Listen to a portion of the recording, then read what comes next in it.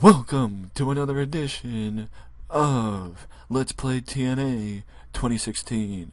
We are officially now only 3 days away from the next one night only pay-per-view, and that is one night only champion versus champion, as the tag team champions, the Wolves, will face the Pro Wrestling Noah Tag Team Champions, the Killer Elite Squad, Lance Hoyt and Harry Smith, in a tag team match that has been building for the last 2 months. The reason why you may not see it here tonight on Impact is because simply it was pushed on Explosion.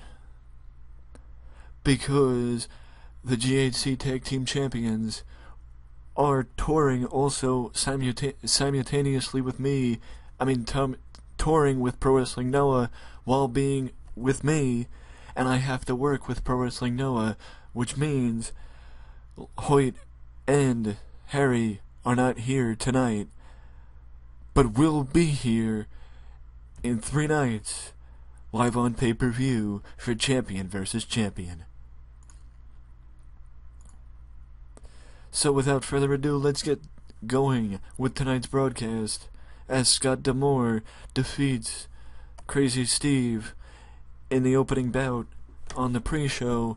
Ignore the fact that it says that D'Amore won with the Canadian Destroyer, because there's no way in hell Scott D'Amore would be able to do the Canadian Destroyer. Micah defeats Eli Drake. I wonder why. Micah got a 45 in-ring performance and Eli Drake got a 25. You tell me who deserves to win. We go to the next pre-show match, and the final pre-show match of the night, as Drew Galloway works off some ring rust against Barrington Hughes in the third and final pre-show match, as Drew quickly sends the local hero back to where he came from. But now we jump into the broadcast as the Hardys kick off the show against Bryce Benjamin and Acid Jazz and Jeff Hardy. Jeff Hardy got a 100 in-ring performance. Jeff is the first man, I can honestly say the first man that I know of to get a 100 in-ring performance. What a dubious distinction by Brother Nero. And now we move to the post-match interview with the Hardys, as JB gets their thoughts on, I guess you could say, TNA new in Ethan Carter, Bram, and Rob Echoes, and the problems that the veterans have been having with the Young Guns. And Jeff Hardy and Matt Hardy both put over the fact that they do hold the victory over the Hardys, and not many tag teams, especially tag teams that don't really compete together, can say that. But this ain't the first time that the Young Guns have tried to upstage the veterans. If they want their spots, they have to beat us for it. What's up, Mike? Okay. The announcers put over the fact that later tonight you will see a contract signing between world champion Kurt Angle and Bobby Lashley, and also tonight you will see both Lashley and Angle in action.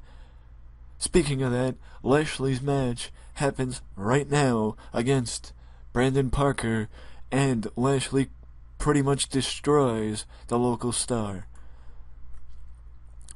Now we move forward as Jesse Godderz goes up against Brent Albright. And no, Brent Albright is not a local talent. He actually is employed by TNA. And unfortunately, Brent Albright actually did better in ring-wise than Jesse Godderz, And I say unfortunately because Jesse is the one that will be competing against Anderson this Sunday night on pay-per-view for the TNA Heritage Championship. Jesse got a 42 and Brent Albright got a 49. But much like we saw earlier tonight, with JB getting the thoughts of the Hardys, Jesse gets the thoughts of JB gets the thoughts of Jesse Goddard's going into his first title match, his first singles championship match in TNA against Mr. Anderson. And Jesse says has this to say: look, I know Tyrus figured he was gonna get handed his title shot, because he thought either nobody wanted the shot or he could just attack Anderson and get the title shot. Well, I earned the title shot. And Tyrus, if you want a shot at the Heritage title, when I beat Anderson, you're gonna have to earn it. Because I am not stupid. I don't want to step in the ring against you. But I'm not afraid to admit that Anderson is. Tyrus, we shift backstage as Tyrus is seen with Ethan Carter, and Ethan Carter tells Tyrus, look, if you want a shot at that title, show why you're my bodyguard, show why I brought you into TNA, show why everyone should fear you. Show them.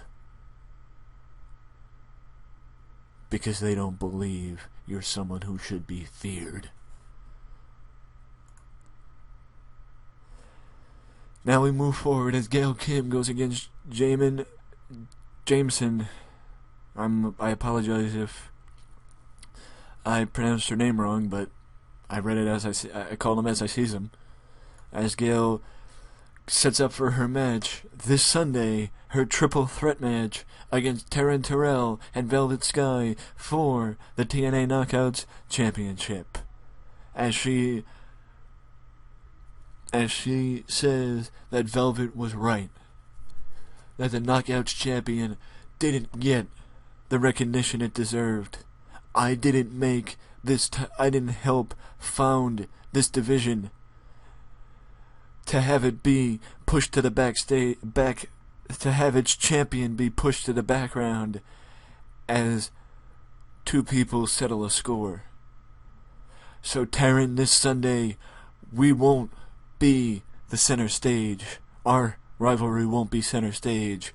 The TNA Knockouts Championship will be center stage.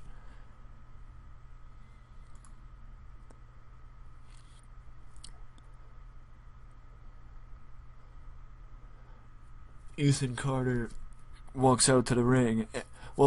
After that we go to commercial break.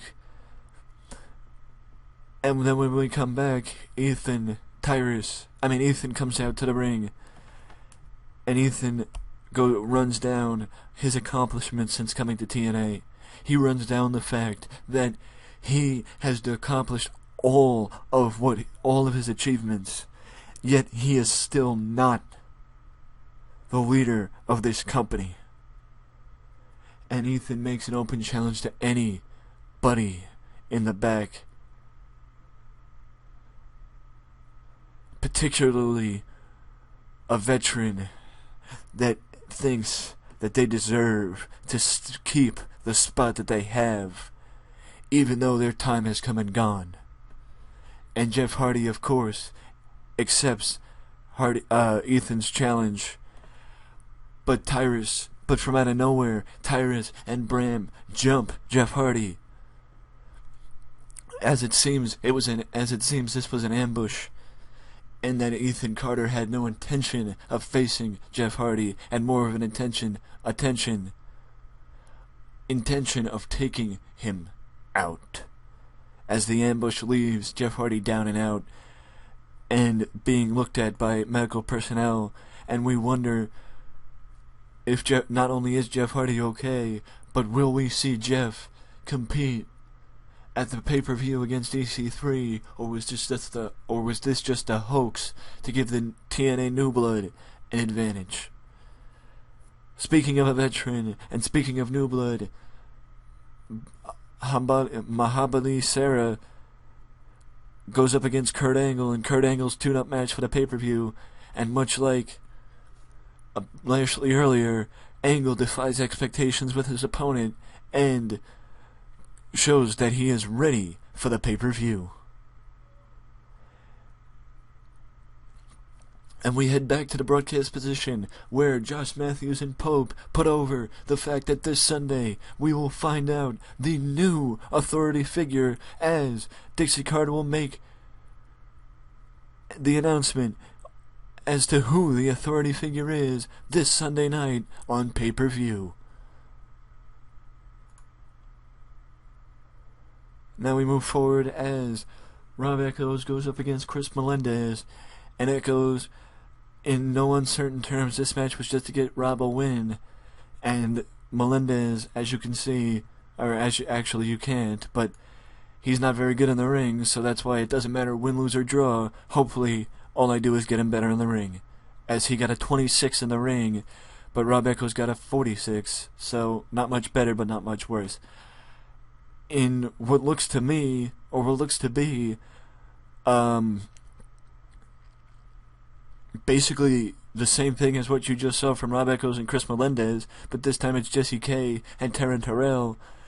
Taryn Terrell defeats Jesse K basically for the same reason why Gail Kim was featured on the show earlier. It's a tune-up match for the pay-per-view, and if you want to know where Velvet's tune-up match is, she had her tune-up match on Explosion this past week. I just don't record Explosion.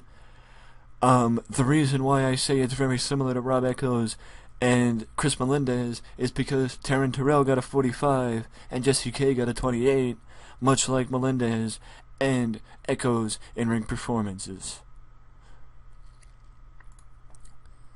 But not to be upstaged, as Taryn Terrell leaves the ring, you see Velvet Sky walk right past Taryn Terrell and jump in the ring to beat down Jesse K, just to prove a point to Taryn Terrell and Gail Kim that she is just as good as them. And then you see a face-off between Velvet and Taryn as we go to commercial break.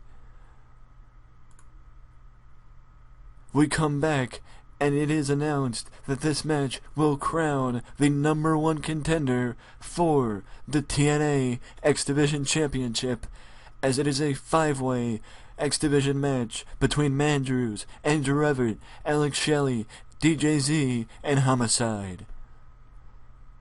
And Homicide gets the victory. That means this Sunday night, Homicide will be going up against Tigre Uno for the TNA X Division Championship. And we move to the main event as Ethan Carter III goes up against Rockstar Spud in a disappointing match, as EC3 gets the win in the main event. But that's not the last segment, as we move to the contract signing between Bobby Lashley and Kurt Angle for their match this Sunday for the TNA World Heavyweight Championship.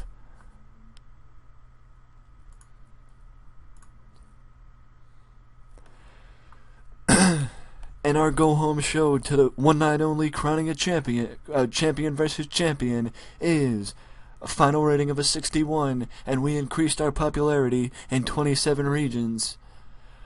I call that another good show by TNA, especially a very good show heading into the pay-per-view this Sunday night. So, with that being said, let me know down in the comment section below, what have you thought of TNA thus far as we close in on our last show, or as we close in on the end of our second month? What have you thought of my TNA and my direction for the company thus far? Let me know that down, and let me know what you thought down in the comment section. Also, let me know what your favorite part of the show was, least favorite part of the show was, and what you would have done differently if you were me. because as always, feedback is more than welcomed and appreciated. And if you liked the video, leave a like. Don't forget to subscribe to the channel for more content just like this that you can only find right here at Wrestling Express. I know, I thought by now I would know the outro, just like you thought I would know the outro by now, but everybody makes mistakes sometimes. I'll get it right next video, so don't miss it. See you next time. Later.